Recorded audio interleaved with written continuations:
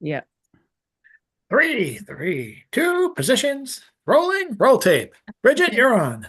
Wonderful, wonderful. Welcome to the 11 o'clock hour of the 2024 Boston Poetry Marathon.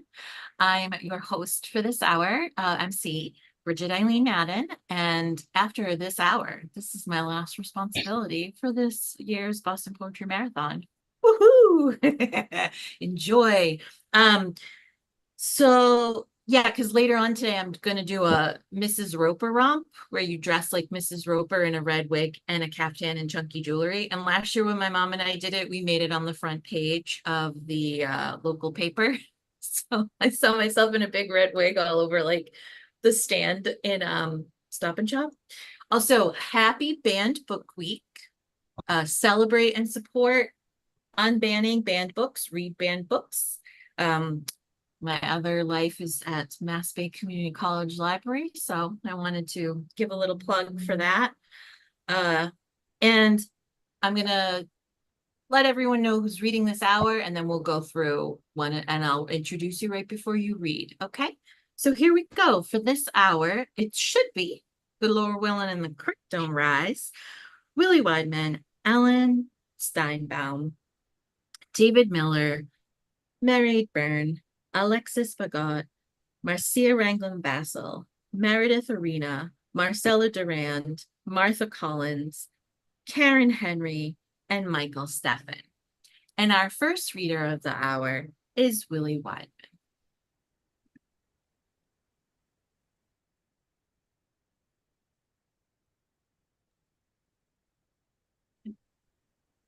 I think Willie has had some technical issues. So we actually have to move on to our next reader of the hour, Ellen Steinbaum. Hi, everybody, and thank you to all the organizers. I'm going to start with a poem that I couldn't not read today. It's called Sometimes September. Every morning now, we count the morning glories, 23 today, that sprung up while we were sleeping and curl glorious in their one day on the arbor among the waning moonflowers, wisteria too new this year for bloom, and grapevines that persist through all our attempts to tear them out. A rush of birds and squirrels harvests acorns, and the Coosa dogwoods dropping fruit. Every year, I forget this, how spring's all petulance with cold and rain that never end, and summer's short, winter forever. But this brightness will open, lit colors clear as morning glories, with curtains blown inward at an empty window, with papers flying in the air above a desk, with something just about to happen, with something just over. And now I'm going to read from a new book. And I read about a scary spider, some new kind of spider that they've just found and has come to Boston. So the book, this new book, starts with an insect poem. So I thought, okay, if we're thinking about scary spiders, this is called Commitment. The story I am finding charming is, would you believe, about cockroaches, pairs of them, an Asian species, Salgonea taiwanensis, an even stranger about their taste for each other. Yes, actually slight cannibalism. No, listen, it's not quite as disgusting as it sounds. The pairs are newly mated, moving into new homes where they will raise their babies. And they begin by taking turns chewing on each other's wings, eating them down to stubs, each lying quietly while the other feasts. And though, yes, I'd find the bugs disgusting and hope their new homes are not near mine, don't you too see it an endearing way to start a life together showing you'll never fly away. And this is called What Happiness Is. The back of the jacket on the woman ahead of me in the supermarket line says Dropkick Murphys, the band that opened for the one his son played percussion for. So I get out my phone, snap a picture to take home, the way he sometimes sends me an email from 2 rooms away with a story someone told in his Zoom class or something remarkable he read, each of us polishing our meager presence the way a cat might leave a limp gift on the pillow.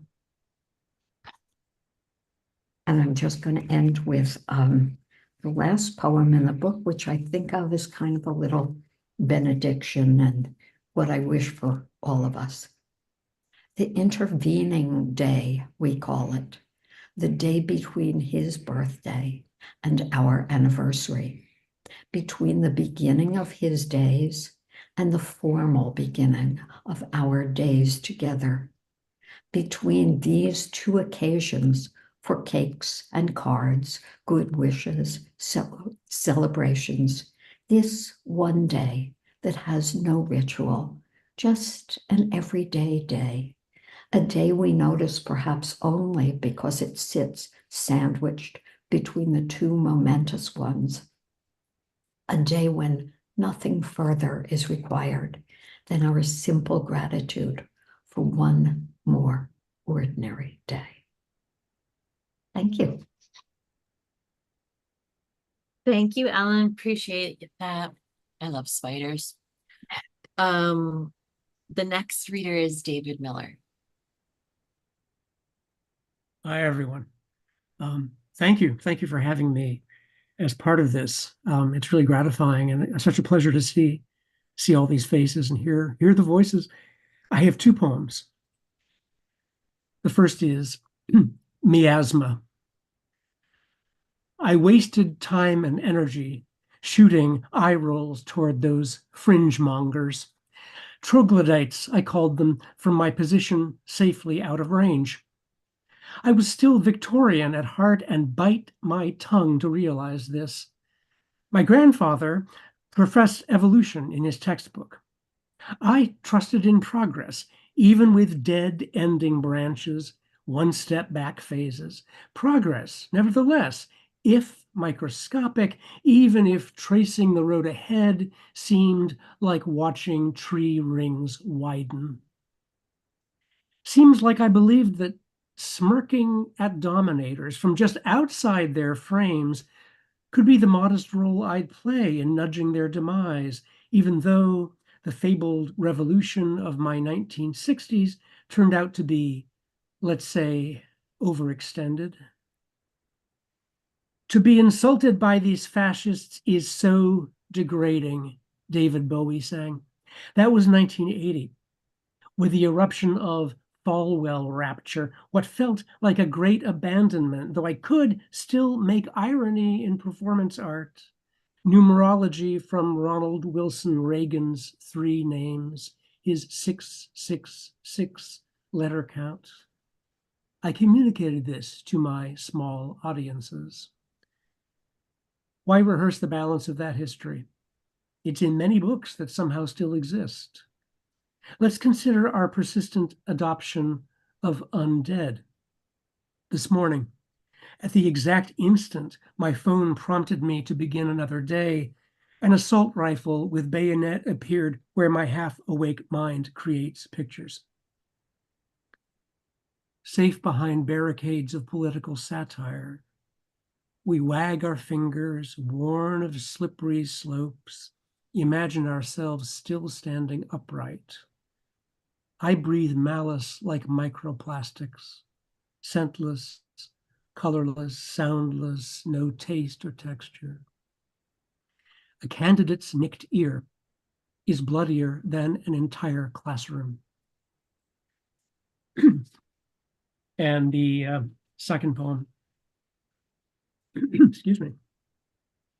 That was then, but once upon a time we could bell the guns, But later they took our bells away. We didn't even know when to go to church. The sun rises, we order chains, the sun sets. The sun rises, we fasten chains, the sun sets. The sun rises, we hobble our can-cans. Is the lady of the house at home? We don't dare answer those calls. Revenant voices over the landline, they don't know how to remain dead. Do you know who this week's Dominator is? There's a Dominator lottery now. Where have you been? Oh boy, 4,000 Dominators who won't step down. Eyes to yourself, that was the rule. Now it's all eyes on the children. It's all about the kids. Sweet little tykes in riot insurance advertisements. Did you hear? The firing squad lobby just posted its kickoff guest list. Last cigarettes, back in fashion. Here, have one of mine. We brewed new words once like blood yell, but they shouted us down. Why don't you say what you really mean? We don't know that word. We're not vice-gripped, we howl, not zip-tied, not gallowsed, not limb-swung, not iron-maidened, not smothered, not smothered, not smothered. The shovel lobby stage manages all congressional coronations nowadays. Biennial trench parades of the re-exhumed, with coronas courtesy of coroners. Thanks very much for listening. Thank you. Love that internal brewed new words rhyme. Yay. Next up is my fellow Rhode Islander, Mary Byrne. Thanks very much, Bridget, and everyone here, especially the organisers and the Rhode Islanders. I'll read 3 poems.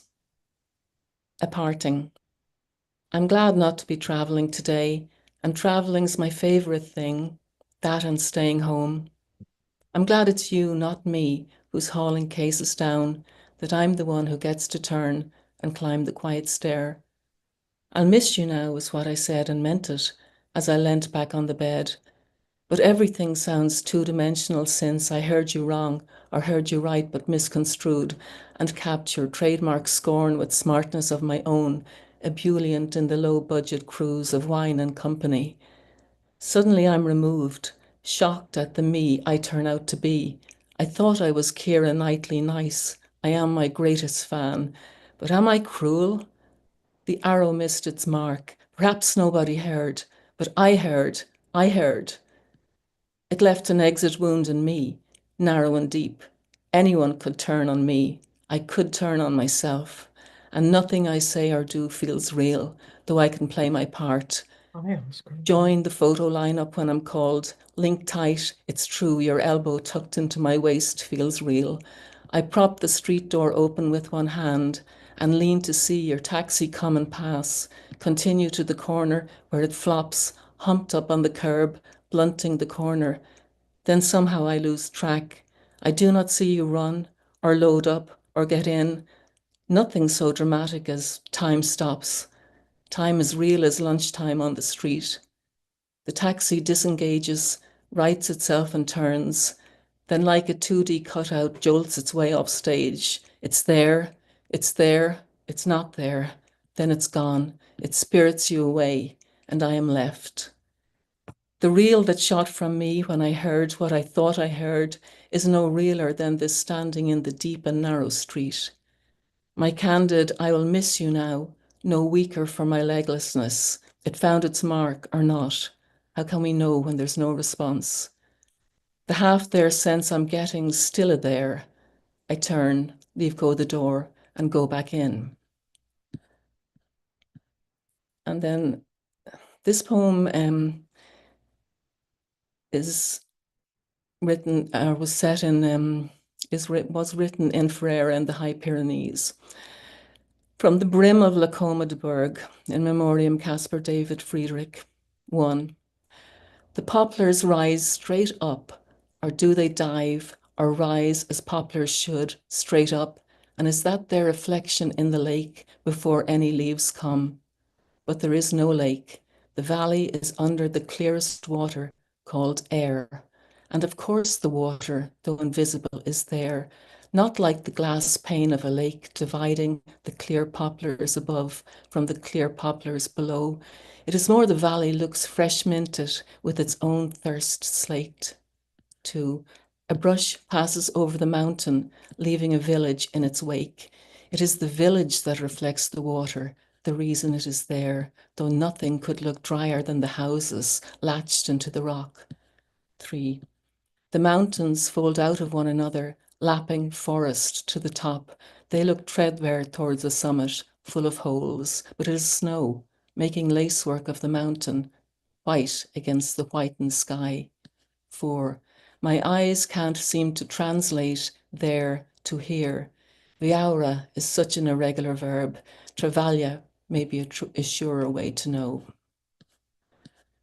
And then the last poem, actually, Jessica read a poem called Pastoral earlier, and this is also called Pastoral, and it's was written in Snowdonia, underneath or in the Mac loop. Pastoral.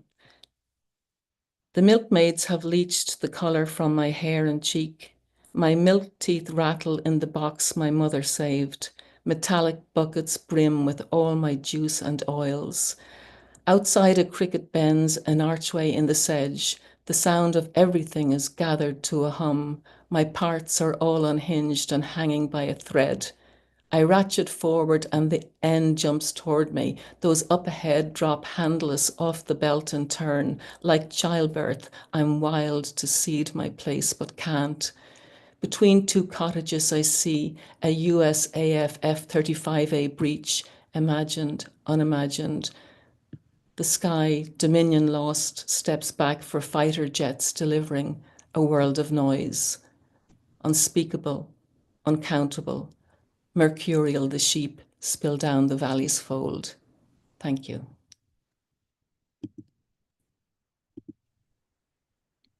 Thank you so much, Mairead. Every appearance you've ever had at the Boston Poetry Marathon, I love. But my favorite line is from a couple of years ago, the clusterfuck that is Olneyville. It's spread though, the clusterfuck. Next, I think will be Meredith Arena. Oh wait, pardon me. It looks like next we can do the actual next reader. The next reader is the Honorable Marcia Ranglin Vassal, also from Rhode Island.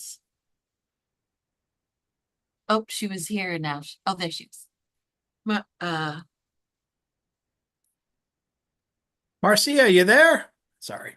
I'm here. Are you ready? Okay. I Are am you? ready. All right. Wonderful. Thank you so much for joining us. Welcome. I was- Absolutely. So thank you so much for having me. This is my first time, but certainly not the first time listening in. So thank you for having me. We're on the threshold of the month of October, and I lost my mom almost 4 years ago, October, on her birthday. And so these poems are for Mom and for the women that I've loved and are no longer here, my aunts and my sister and my grandmothers. So this one is called Love Poem for My Mom. I miss you in the morning, my darling love, my gentle dove, my mango juice, my sweet peas, my rice and peas, my ackee and saltfish. As the gentle rain cascades down my window, I think of that glorious May morn when you first laid eyes on me. Our eyes locked, deal sealed. I think of how you held me close to your beautiful chocolatey body, not wanting to let me go. I'll always love you, my darling love, my gentle dove, the sweetest rose plucked from my garden. Now all that's left is an empty void no other rose can fill. My heart is in disarray.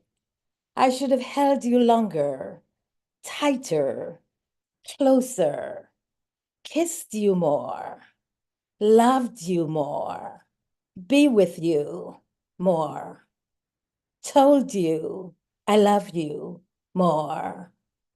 Now all that's left are memories of good times gone by.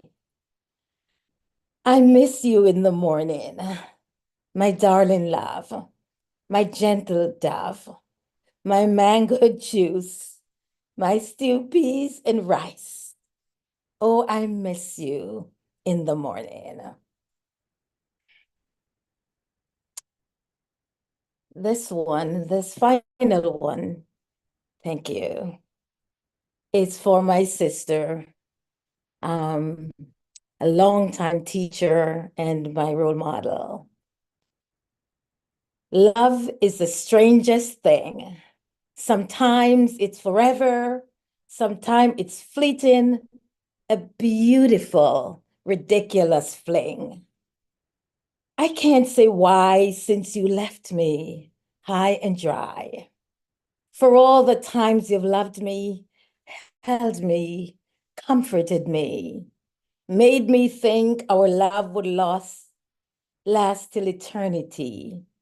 Now all I'm left with are memories of you and dreams that will never come through. I'll always love you, Val. Memories of our long walks to Button Bay, eating vine-ripe mangoes, giggling like two lovers inebriated with the shared presence of each other. Now all that's gone, gone with the winds of time. Heaven knows I am not always fine, waiting for time to heal this wound, hoping it will be soon. When I think of you, my heart skips a beat, only to regain its natural rhythm with my new reality. Still trying to fathom the rhyme or reason of this season. Val, for all the times we spent together, lying in bed gossiping about nothing, I was naive to think that this would last forever. I wake up in the stillness of the morning. The dewdrops fall upon my rose. It refuses to budge and remains in repose. How can love be so unkind to snatch you at such an inopportune time? My heart breaks for you, my love. My rice and peas, my ackee and saltfish, my rundown, my dumpling, my sweet potato pudding. Until we meet again along the beautiful Yalis River. Maybe you and I and Mom can wash clothes, and maybe, just maybe, we can plant flowers. Thank you. Thank you so much, Marcia Ranglin Vassal. Let me tell you all, if we get free school lunches for every Rhode Island student, that is from Marcia Ranglin Vassal. We have state-sponsored doula services, thanks to Marcia Ranglin Vassal. And thanks to Marcia Ranglin Vassal and many other brave men and women and humans, we passed Roe and enshrined it into law in the Reproductive Privacy Act of 2019. So thank you for everything you've done for Rhode Island and also Thank you. being a fantastic Providence school teacher. And thank you for your premiere appearance here at the Boston Poetry Marathon and turning your loss into such beauty. I appreciate it, and I appreciate you so much. Thank you. I'll be listening. All right, Thank you so much. All Thank right. you. Wonderful. And our next reader is Meredith Arena. Hi, thanks everyone. Can you hear me okay? Just making sure my headphones are working. I guess I'll start with a poem about teaching since we're saying that. Bark hair, or how to do the language with the body. Bark, I say, is like the skin of a tree, rough, and also what the dog says. Texture, I say, as I extend my forearm, run the fingers along the hairless part, is how something feels to the touch. Feel, in this sense, is about touch. We also feel here. I touch my heart and say I feel sad. I touch my arm and say it feels soft. And then to touch, to reach, it feels like sandpaper, or it feels like silk, and then water like silk on my skin. Lake is still. Still is unmoving, not moving. Also still is a way to describe time. The tree is still standing. A stand of trees. I stand and I say, now I am standing. I sit and I say, now I'm sitting. I sit and I stand and I stay still. I touch my hair and I say, my hair feels soft. Her hair is curly. The bark of a tree is the skin of a tree, rough, red, sometimes sloughing off incontinence, scabs off my childhood knees after falling. A tree falls, is felled. Is felt? Is fell felt? Is feel like fell? It's the sound of the E, I say. E.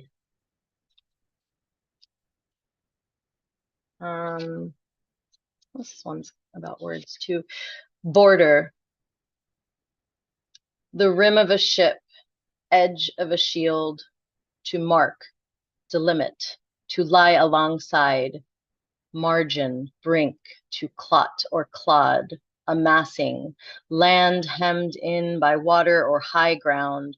The river is a tear, and the river is a tear. Rifa, river, to tear apart, mouth of the river, bend in the river, river of prawns, arm of the river, hem the river, fold the river, sow a root.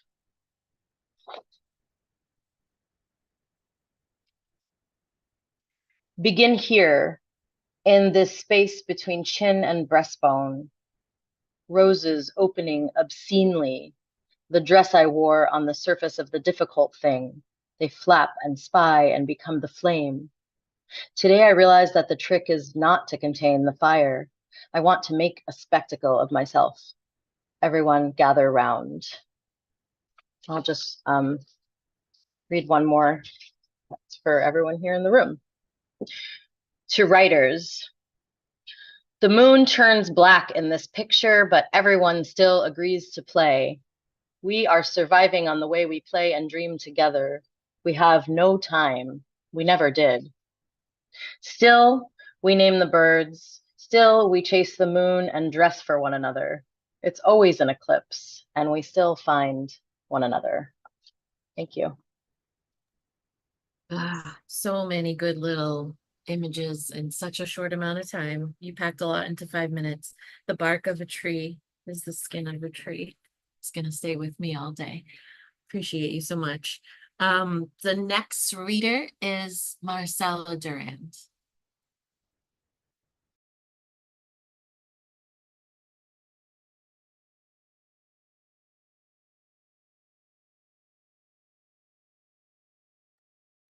Marcella Durand, are you ready to go?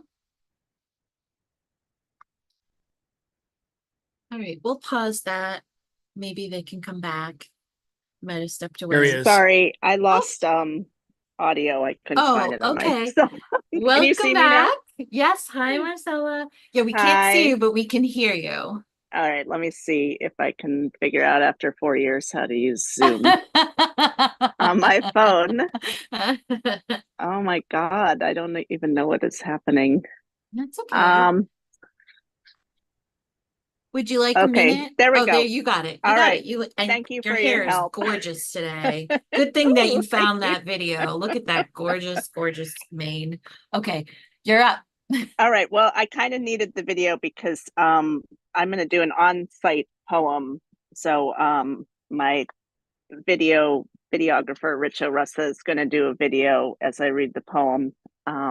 So he's going to take it away. And thank you for the wonderful reading so far. It's been such a pleasure to hear all of you. Thank you so much. All right, so we're going to start. If not inspired by green, then what is it that surrounds you?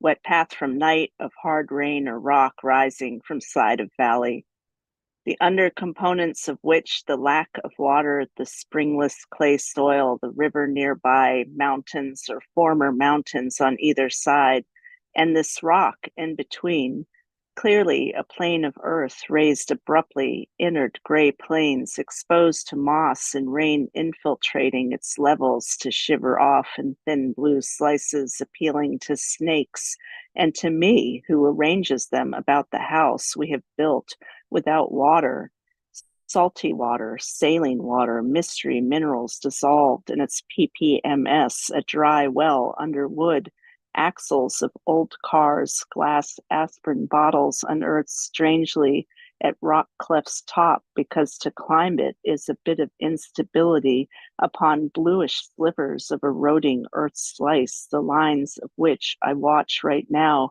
complicated ridged lines sticking out this way or that, lines with lichen various spots upon them, moss about any openings to make soil, to start a process of making soil, and maple trees and privet shrubs growing directly into lines, branches perched over indentations of slices of lines, angular and curved, solid and disintegrating, columbines and poison ivy, jumble, bright green lichen in spattered appearances, eating away even as it is supported and living off of, composting, spattering over to moss, also spattered, lichen flatter and brighter, moss, luscious, but brown and drought, springy with little yellow threads, blooming sometimes, and over rock walk deer and turkeys, a skunk who comes out, chipmunks, two owls, blue jays, and cardinals perched on upward branches, river birches, hackberries, maples, all kinds, woodpeckers pecking at dead trees fallen lengthwise, shattering branches or limply blackened upward and crossed, trunks crossing others, crossing each other out, some trees leaning in the crooks, the V's of others, some branches curving and others straight out, privet and grasses, ferns and wild carrots and celandines, invasive and native, trout lilies and trillium, honeysuckle and thin-leaved somethings shading the others, odd tiny flowers and big purple cone flowers, rain resolving to spheres and shines on each leaf. Rock does not lightly balance globes upon its shapes and planes, just grows dark and darker, with pale spots, dry or resistant, and lichen even brighter. Thank you so much for this wonderful marathon.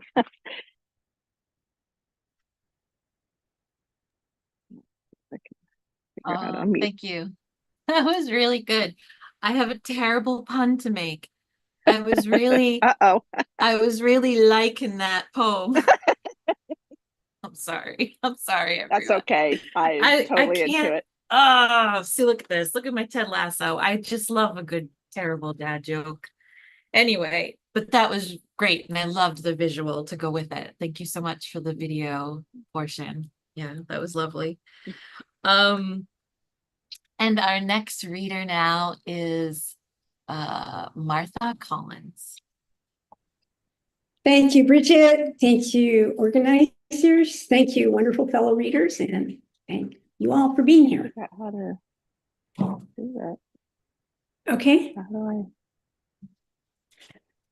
I'm going to begin with one very short poem, my most recent book, Casualty Reports. Again later. The person you are trying is not accepting, is not at this time. Please again. The person you are trying is not in service. Please check that you have. This is your call. Your person is not accepting. Your person is this number. You have not correctly. Your person is a recording, again later at this time, not accepting. And two newer poems. The house where I live. If this gray house where I live, house with a white fence and a red door, where I live on the third floor. If this house were in a different country, today I might have watched from my third floor the building across the street explode, hit by a bomb, which in fact might have hit the house where I live, which, if I lived in a different state, might have burst into flames from a wildfire fed by climate change, which, if I lived in a different country, might today have caused floods that might have swept my house away. But as it is, I sit on this third floor in the hottest summer ever recorded and try to keep the air conditioner off while bombs explode and fires and floods surge far from my gray house with its white fence and its red door. And the last poem. Arcturus. Because my friend who knows much about many things had written Arcturus, I looked up Arcturus, and yes, it's the brightest star in our northern sky. But because my friend made it seem it was complicated, like something more, I kept looking, and yes, it's an aging star, but that wouldn't be it. Then I considered the source of its name, Bear Watcher, which comes from its place in the sky near Ursa Major. But my friend, as far as I knew, had no particular interest in bears. And although another possible source of the name is a myth about wine, and this made me recall some delightful evenings I'd spent with my friend, I decided no, he'd probably written Arcturus only because, if there was a because, of the bright star thing.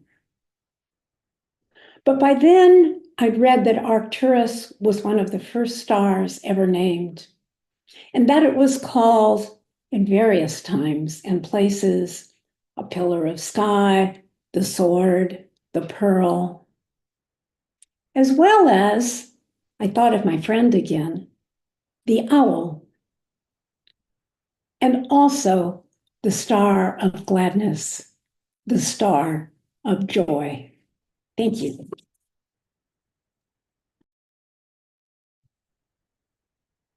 Thank you so much, Martha Collins. What was my note for this one? Oh my gosh, that call center, like call center speak turned into a poem about an existential poem. How do people think of things? So creative. We should like write poems or something. Thank you so much. That was great. We're doing so good on time. And we've got a couple more readers for this hour. So our next to last reader is Karen Henry. Thank you so much to the organizers, to everyone who's here to listen. It's a wonderful, wonderful event. Really appreciate it.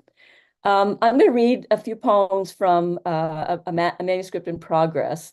And this section is about kind of hearkening back to Marcia, mothers, daughters, being a mother, being a daughter, and the loss of a mother.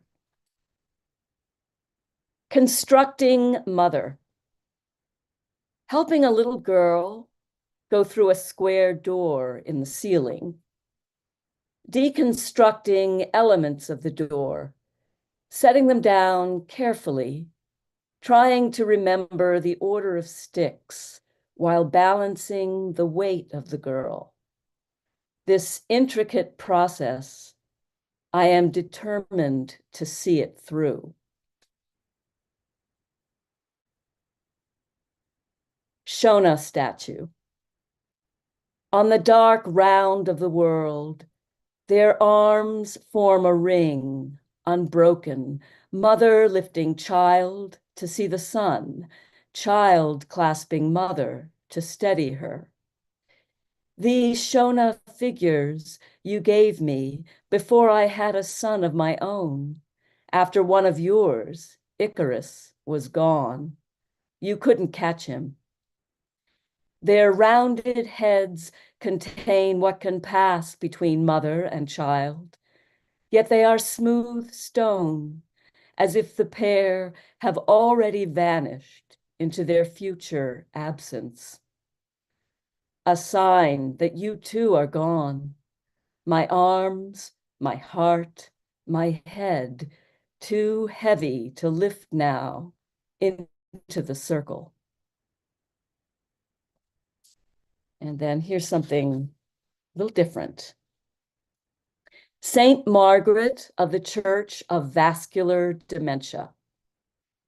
Tell the story of the nun winding gum around the head of the boy. You dumb thing, I thought it was string. Tell it again to make us laugh for the 100th time. Tell it again. Running down the hall to collect empty laundry jugs from the recyclables before they disappear down the chute, carving them into replicas of antique vessels that once filled your days when you ran with the crowd who knew great from fake. When we told you your single dwelling was no longer safe for one who could trip on an icy stair and lie there for hours or days, you stamped your foot. Your troll dance, your eldest called it, but we moved you anyway. Your youngest said you could live with him, but nightmares of a garden shack at the back of his lawn with chores to keep you sweating from dusk till dawn, cooking and cleaning, digging and weeding, made you say no.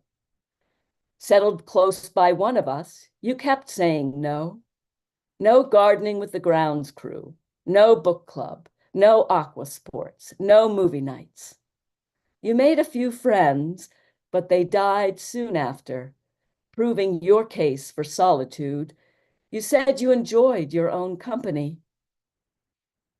Before the blood trickled to a thin stream, you tended a green world of towering trees and monumental shrubs, creating your own Zen garden of river stones, as if you could bring back Eden.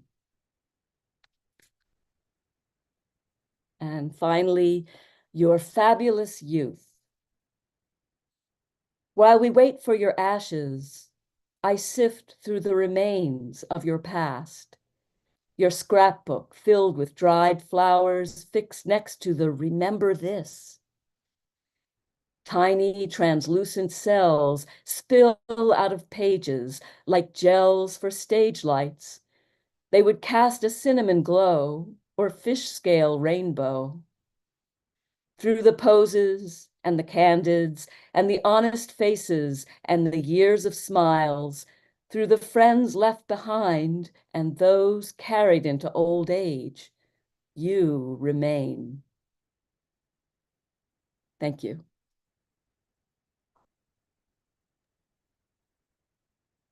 Thank you, Karen. It hits close to home.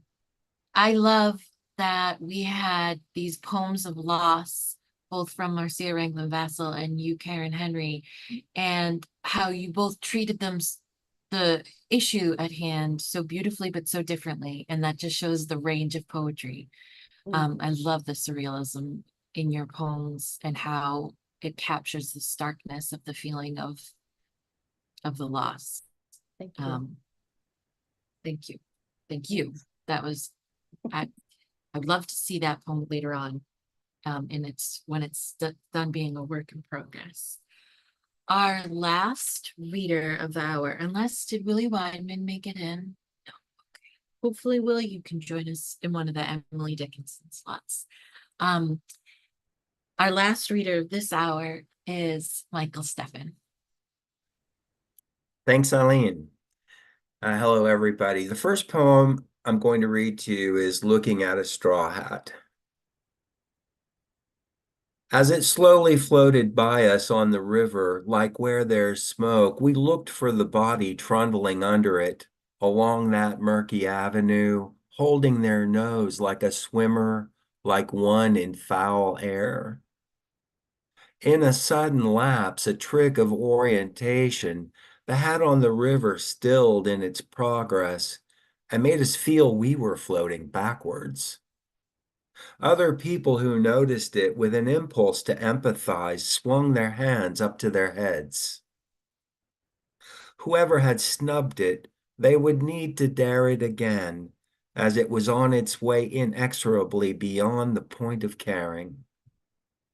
O's of air surfaced around the straw hat as it turned slowly on the brown water. Broad-brimmed sun, Stetson, Panama, unraveling on the river back to just straw. They kept calling behind us, back upstream, flying, though nobody was there, the windswept chaser of the hat. Beyond a branch's reach or the value to wade in after it, we let the straw hat go as it would not keep us from looking back again and again, where it tapered and flickered into the disappearance it had only announced. It's great to be reading in Bridget's set today, and thanks Christina's, both the Christinas, and thanks Chad. It's great to be here. This poem is called Vacant Lot. Oh, and hi, Mom. I know that you're in there because I saw your mom, your name. This poem is Vacant Lot. The house was stubbed down to its foundation. Angles of the roof cropped in the overgrowth of loosestrife, buckthorn, and mile-a-minute vine, with other vegetation for residential gardeners to identify through the high chain-link fence. My sister and I were allowed to walk to school down Utica Avenue, where the lot gaped between the houses like a lost tooth in a smile. I thought short people must have lived there.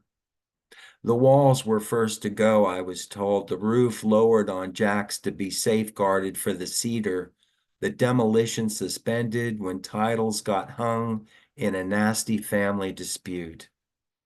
Lawsuits were filed as seasons swept their brooms, and nature thickened and thinned, cracking the patio where iron furniture frames drowned in stilt grass. I aged to tour treasured chateaus and manors, gleaming and rising through winding balustrades, places where weather assembled scaffolding, rags rubbed oak, and finely bristled brushes stroked fingernails.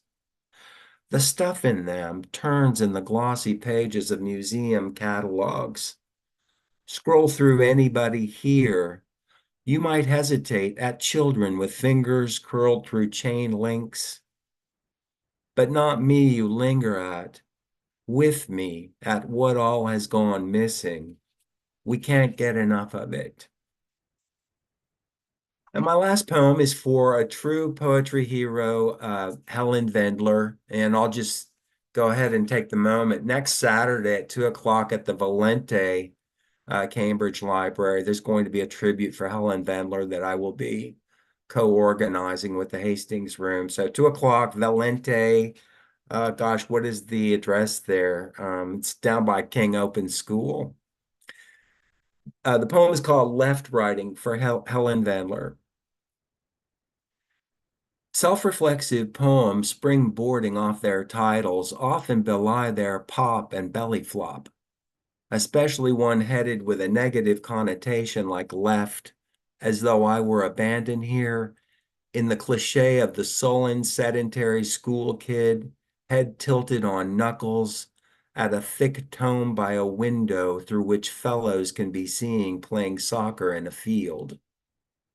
It makes the phrase left riding picture perfect enough you almost miss the facile pun left writing, the homophonic polarization with its friction to titillate humdrum erudition with the event of an eye's flicker.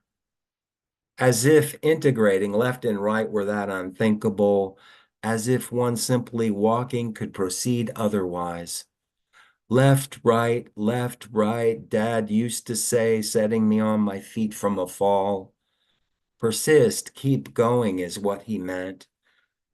The title Left Writing whispers an affirmation. The reader of the mid-2020s, with our sharpened tooth for politics, might resign to erasure were we not to comment insightfully on poems any longer. Contenting ourselves with glib praises, surpassing a wonder, as wondrous as one setting off walking left, right, while heading away from her or himself, as in a humor illustration, footprints separating into two arcs, the person having half drifting that way, half the other way at the same time, as though one's feet could venture the continuous body that forking the tongue bewilders us with daily. Thanks everyone for being here. Thanks again to the organizers. Peace. Thank you so much, Michael. So a lot going on, and I appreciate your appreciation of the work that you're going to do to honor poet Helen Vendler and letting us know about it. And I love your footprints separating into two arcs. This has been a wonderful, wonderful second hour. And I want to thank the readers of this hour: Ellen Steinbaum, David Miller, Mary Byrne, Alexis Bagot, Marcia Ranglin Vassal, Meredith Arena, Marcella Durand, Martha Collins, Karen Henry, and Michael Steffen. Coming up in the next hour, Jennifer Jean, Callie Lightfoot, Tom Daly, Elizabeth Guthrie, January O'Neill, Clarice Brooks, Jennifer Martelli, Maddie Deed, Jennifer Markel, and Jack Miller. I've been your host for the hour, Bridget Eileen Madden. Make sure you read and support Banned Books for Banned Books Week. I think this is backwards, but you all know what it says, right? And thank you to the organizers for 2024. I hope that you take as many breaks as possible. That's my advice.